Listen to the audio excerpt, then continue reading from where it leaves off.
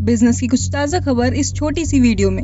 आज की first news Zomato के बारे में है। जोमेटो ने अपने एम्प्लॉयज को वेरियस ईसोप्स के अंडर लगभग 20 लाख इक्विटी शेयर्स का ग्रांट किया है, जिससे कंपनी का paid up share capital 883.6 crore तक बढ़ गया है और ये Q2 अर्निंग की अनाउंसमेंट से पहले हुआ है। इसी के साथ जोमेटो के पार्ट ब्लिंकिट ने इस साल रिवेन्यू डबल कर लिया है। 1156 करोड़ का रिवेन्यू रिपोर्ट किया है, जो पिछले साल के 505 करोड़ से डबल है और इसी के साथ एबिटडा लॉस भी 8 करोड़ से कम कर लिया है। साथ ही कंपनी ने QIP के जरिए 8,500 करोड़ रेज करने का अप्रूवल ले लिया है। इसके अलावा ब्लिंकिट में अभी 2 नए लॉन्च हुए हैं, जिसमें पहला है ब्लिंकिट EMI का ऑप्शन, जिसमें कस्टमर 2,999 से ज्यादा परचेज को मंथली इंस्टॉलमेंट्स में स्प्लिट कर सकता है। पर ध्यान रखिए, ये फीचर गोल्ड और सिल्वर यूजर्स के लिए नहीं है। के अलावा ब्लिंकिट का दूसरा लॉन्च ब्लिंकिट सेलर हब है, जो ब्रांड्स को प्लेटफॉर्म पर अपने प्रोडक्ट सेल करने का मौका देता है बिना किसी इंटरमीडिएरी के सेल्फ सर्व प्रोसेस के थ्रू, जिसका अभी तक 200 से ज्यादा ब्रांड को एक्सेस मिल चुका है और रेगुलेटरी चेक्स के बाद और ब्रांड्स को भी ऑनबोर्ड किया जाएगा। ये प्लेटफॉर्म Amazon के FBA मॉडल को रेप्लिकेट करता है। Amazon का FBA model fulfilment bye Amazon model है, जिसमें सेलर्स अपना प्रोडक्ट Amazon के फुलफिलमेंट सेंटर में लेके जाते हैं एंड उसके बाद काम Amazon का होता है। ब्लिंकिट भी इसको प्योरली कॉपी करने वाला है। नेक्स्ट न्यूज जोमेटो के कॉम्पिटिटर स्विगी के बारे में है। स्विगी ने भी कुछ नए लॉन्च किए हैं। स्विगी ने अपने रेस्टोरेंट पार्टनर के लिए स्टील प्रोग्राम लॉन्च किया है, जो हाइजीन और फूड क्वालिटी स्टैंडर्ड्स को इम्प्रूव करने पर फोकस करेगा और अभी ये पुणे में लाइव है और नवंबर तक 650 प्लस सिटीज में स्केल अप भी होगा। इस इनिशिएटिव के अंदर Swiggy hygiene audits, customer feedback और हाइजीन बेस्ट प्रैक्टिस पर वेबिनार ऑफर करेगा, ताकि रेस्टोरेंट फूड सेफ्टी और पैकेजिंग में सुधार ला सके। साथ ही स्विगी ने अपने प्लेटफॉर्म पर फीस भी 7 से 10 रुपए कर दी है। FY24 में स्विगी ने 11,247 करोड़ का रिवेन्यू रिपोर्ट किया है, जबकि कंपनी के लॉसेस 44% से घट गए हैं, जो कि 2,350 करोड़ हो गए हैं। इसके साथ अगर हम स्विगी का फी टाइमलाइन देखें तो स्टार्टिंग में जब स्विगी शुरू हुआ था तो ये 2 रुपए से शुरू हुई थी प्लेटफॉर्म फीस एंड उसके बाद अक्टूबर में इसको 3 रुपए किया गया, फिर उसके बाद अप्रैल में इसको 5 कर दिया गया, देन जुलाई में 6 कर दिया गया, जबकि पहले कहा गया था कि उनका फी हाइक का कोई प्लान नहीं है, पर बाद में इसको वो लोग बढ़ाते चले गए। इस फीस को बढ़ाने का रीजन बोला जा रहा है कि स्विगी का IPO, जो कि 5,000 करोड़ का होने वाला है और उसमें रिवेन्यू को ऑप्टिमाइज करने के लिए फीस बढ़ाई जा रही है, ताकि प्रॉफिट्स का अच्छा इंक्रीज दिखा सके। नेक्स्ट न्यूज कैनवा के बारे में है। कैनवा ने अपना नया AI image generator dream lab launch किया है, जो टेक्स्ट प्रॉम्प्ट से हाई क्वालिटी इमेज बनाता है। ये टूल 15+ स्टाइल्स में इमेज बना सकता है और यूजर्स को इमेज स्टाइल रेफरेंस अपलोड करने का भी ऑप्शन देता है। कैनवा ने magic right, animation effect, video caption के अलावा पोल, क्विजेस और इंटरैक्टिव चार्ट जैसे नए फीचर्स भी इंट्रोड्यूस किए हैं। मैंने भी पर्सनली इनके फीचर यूज किए हैं और मुझे बहुत हद तक ये अच्छे भी लगे हैं।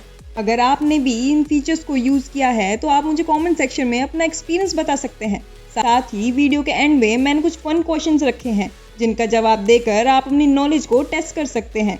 नेक्स्ट न्यूज PM मोदी के बारे में है। PM मोदी ने 16th ब्रिक्स समिट के क्लोज प्लीनरी सेशन में ग्लोबल चैलेंजेस का समाधान करने के लिए पीपल सेंट्रिक अप्रोच और रिफाइंड मल्टीलेटरिज्म पे जोर दिया। मोदी जी ने work for skilling, health security, sustainable development और इकोनॉमिक ग्रोथ जैसे मुद्दों पर बात की। नाउ नेक्स्ट न्यूज अडानी के बारे में है। अडानी के अंबुजा सीमेंट ने 8,100 करोड़ में ओरिएंट सीमेंट लिमिटेड में 46.8% का स्टेक एक्वायर कर लिया है। इस एक्विजिशन से अडानी ग्रुप का इंडिया के सीमेंट मार्केट में 2% मार्केट शेयर से बढ़ गया है। और नेक्स्ट न्यूज इलोन मस्क के बारे में है। तो इलोन मस्क के ऊपर एक प्रोड्यूसर ने केस कर दिया है। एल्कॉन एंटरटेनमेंट के प्रोड्यूसर ने टेस्ला, इलोन मस्क और वार्नर ब्रोस पर डिजिटल कॉपीराइट वोलेशन का केस किया है। उन्होंने फिल्म इमेजिनरी बिना परमिशन के यूज करने का इल्जाम लगाया है। लॉसूट के मुताबिक मस्क ने AI जनरेटेड इमेज बनाने के लिए टेस्ला को डायरेक्ट किया था, जब एल्कॉन ने विजुअल्स के राइट देने से मना कर दिया था। एल्कॉन डैमेजेस के साथ टेस्ला पर भी लगाने की मांग कर रहे हैं, ताकि प्रमोशनल मटेरियल्स डिस्ट्रीब्यूट ना करे। नेक्स्ट न्यूज एनवीडिया की है। एनवीडिया ने इंडियन कंपनीज के साथ पार्टनरशिप की है, ताकि AI चिप्स और टेक्नोलॉजी को डिप्लॉय कर सके। ये पार्टनरशिप इंडिया को एनवीडिया के लिए एक इम्पोर्टेंट ग्रोथ मार्केट बना रहा है। एनवीडिया AI अडॉप्शन को बढ़ावा देने के लिए कोलैबोरेशन पर फोकस भी कर रहा है। नेक्स्ट न्यूज इन्फोसिस के बारे में है। इन्फोसिस ने मेटा के साथ मिलकर बेंगलुरु में Meta centre of excellence launch किया है, जो एंटरप्राइज को एआई इंटीग्रेशन पर फोकस करेगा। इस पार्टनरशिप का एम है कि मेटा के लामा एआई स्टैक को अडॉप्ट करना और industry specific use cases develop करने में टेक प्रोफेशनल्स की मदद करना। इन्फोसिस ने एआई एक्सपीरियंस जोन भी शुरू किया है, जिसमें कस्टमर्स मेटा के लामा टेक्नोलॉजी को एआई एडवांसमेंट के डेमो के लिए ले सकते हैं। नेक्स्ट न्यूज उबर के बारे में है। उबर ने सेटलमेंट सर्विस का पायलट प्रोजेक्ट हैदराबाद और मुंबई में लॉन्च करने वाला है। कोलकाता और दिल्ली के बाद कंपनी बेंगलोर में भी सर्विस को इंट्रोड्यूस करने के लिए बात कर रही है, पर रेगुलेटरी अप्रूवल्स पेंडिंग है। उबर ने अपनी सर्विस इंडिया में एक्सपेंड करते हुए उबर ब्लैक को मुंबई में रीलॉन्च किया है और उबर ग्रीन को बेंगलोर और कोलकाता में लॉन्च किया है। नेक्स्ट न्यूज आईफोन 16 की डिक्लाइनिंग डिमांड के बारे में है। एनालिस्ट मिंग ची कुओ के रिपोर्ट के मुताबिक आईफोन 16 ऑर्डर्स में अप्रोक्स 10 बिलियन यूनिट्स का कट दिखाई दे रहा है क्वार्टर 4 में, जो सबसे ज्यादा नॉन प्रो मॉडल को अफेक्ट करेगा। इसी के साथ सेकेंड हाफ ऑफ 2024 के लिए प्रोडक्शन एस्टिमेट 84 मिलियन यूनिट्स है और मेनली इस डिक्लाइन का रीजन एंट्री लेवल आईफोन 16 और आईफोन 16 प्लस मॉडल्स को बताया जा रहा है, जबकि कस्टमर हाई एंड प्रो और प्रो मैक्स मॉडल को प्रेफर ज्यादा कर रहा है। इसी के साथ नेक्स्ट न्यूज एप्पल के बारे में ही है। एप्पल एग्जीक्यूटिव ने एप्पल इंटेलिजेंस के डेवलपमेंट में डिले को हाईलाइट किया है और फोकस दिया है कि डीपली इंटीग्रेटेड और पर्सनलाइज्ड एक्सपीरियंस बनाने पर बिना एग्जिस्टिंग चैटबॉट्स जैसे चैट जीपीटी को रेप्लिकेट किया है।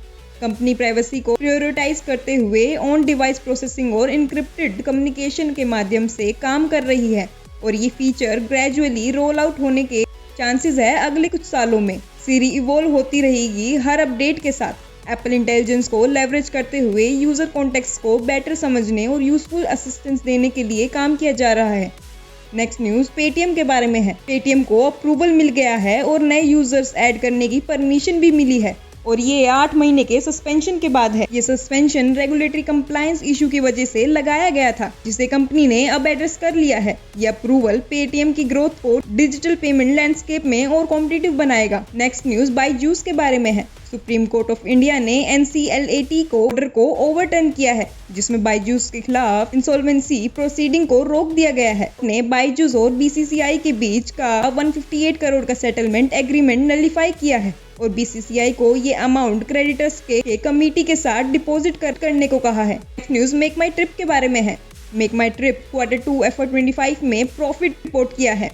ट्रिप ने 17.9 मिलियन का नेट प्रॉफिट रिपोर्ट किया है क्वार्टर 2 FY25 में, जो 797% इंक्रीज है $2 मिलियन से पिछले साल के क्वार्टर में, जिसमें कंपनी का रिवेन्यू 25.1% से बढ़कर $211 मिलियन हुआ है कि पिछले साल ये $168.7 मिलियन था और ये स्ट्रॉन्ग ट्रैवल डिमांड के चलते हुआ है, जिसमें air ticketing, hotels and packaging और बस टिकटिंग बिजनेस ने रिवेन्यू ग्रोथ में मदद की है और इसके अलावा उनके कस्टमर एक्सपीरियंस को उन्होंने इनहेंस किया था, उसकी वजह से भी बहुत ज्यादा हेल्प हुई है। नेक्स्ट न्यूज इन्फोसिस के बारे में है।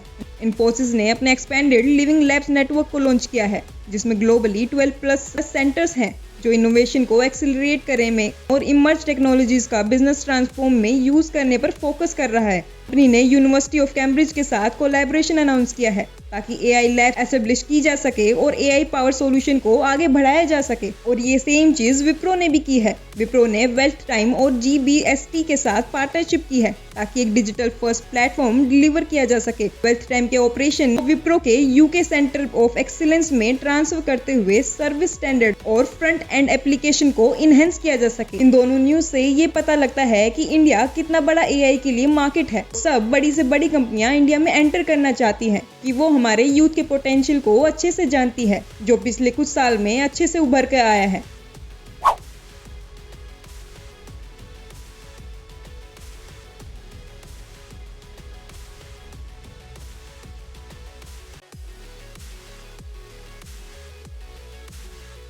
नेक्स्ट न्यूज FNI के व्हाट्सएप चैनल के बारे में है, जहां पर सिर्फ 7 सिंपल पॉइंट्स में पूरी बिजनेस न्यूज को एक्सप्लेन किया जाएगा। तो अगर आप बिजनेस न्यूज में इंटरेस्टेड है तो आप उस चैनल को फॉलो भी कर सकते हैं। चैनल का लिंक डिस्क्रिप्शन में गिवन है। धन्यवाद।